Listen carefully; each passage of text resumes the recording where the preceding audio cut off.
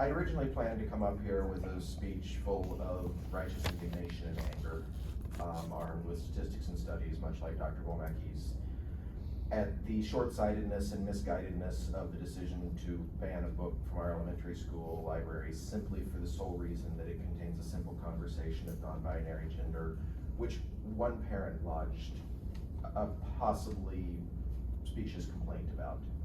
However, I still feel that way, but I'm not going to spend your time on that, because I've realized in the 2 months that it's taken you to give me the opportunity to speak to you all, 2 months without any direct response or acknowledgement from any of you, despite sending emails, besides a perfunctory message from Dr. Hurl saying that policy was followed, that mostly what I am is sad. I'm sad for the gender non-conforming students in the district, like my child, and others I know, who have quickly come to the realization that the people in charge of their education at best don't understand the difference between gender and sexuality, and at worst actively believe that their presence, or even acknowledgement of their existence, is inappropriate for elementary schools and too complicated for their fellow students to understand. I'm sad for the LGBTQ middle school students I know who routinely put up with offensive name calling, slurs, and being singled out by other students, only to have so little done to resolve the situation that they've collectively stopped reporting the issues because no one cared.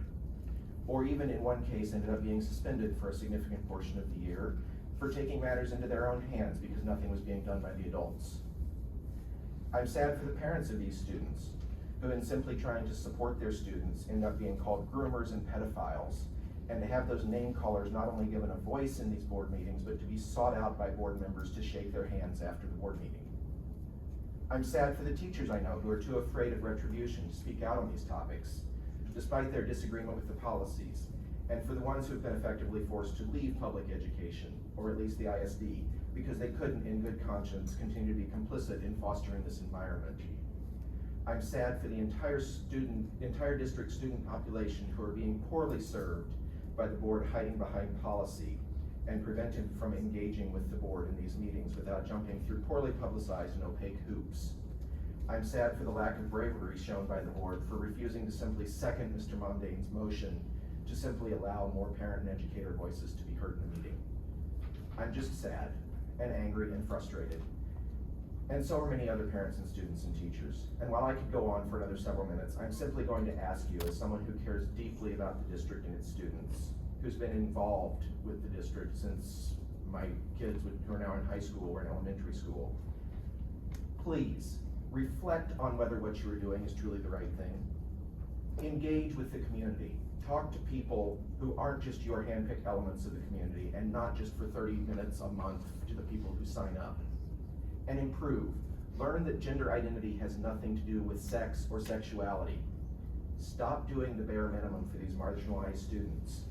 Fix the broken policy that allows a single parent's fear to result in the othering of likely hundreds of students in the district.